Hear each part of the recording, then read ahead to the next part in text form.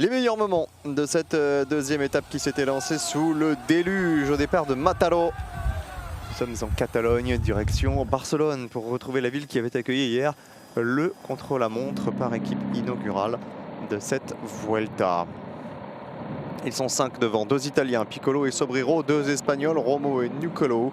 Il y avait également un coureur néerlandais, Yates Bol. Le peloton qui va laisser environ 2 minutes à ces coureurs qui s'expliquent dans un premier temps pour les points du maillot de la montagne. Sobrero et Javier Romo tentent le coup au sprint. Sobrero devance d'ailleurs le coureur espagnol. Remco Evenepoel, victime comme la plupart des coureurs présents dans ce groupe de crevaison dans la descente. Ils mettront un petit peu de temps à recoller pour finalement rentrer sans aucun problème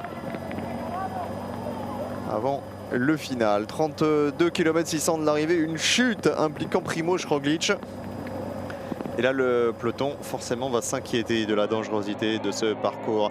Dylan Van Baarle, Remco Evenepoel, Jonas Vingegaard demandent à l'ensemble du peloton de cesser de ralentir pour permettre notamment à Primož Roglič de rentrer. Le maillot rouge, Lorenzo Milesi, lui, est victime d'une chute un petit peu plus tard. Nous sommes dans les 20 derniers kilomètres.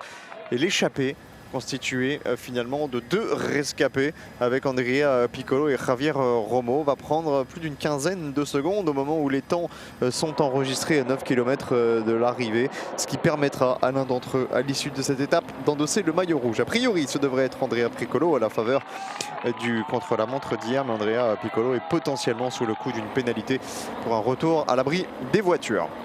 Le final pour la victoire d'étape, il ne concerne qu'une grosse vingtaine de coureurs. Les autres se sont relevés, classés dans le même temps, vous le savez, dans ce cas particulier du gel des temps. Et dans Montjuïc, cet homme, Andreas Kron, porte l'attaque décisive. Il se retourne, il n'y a personne dans sa roue. Victoire d'Andreas Kron, victoire danoise pour cette deuxième étape de la Vuelta. Derrière, c'est un petit groupe qui s'explique au sprint. L'Australien Caden Groves pour Alpecin prend la deuxième place de cette étape.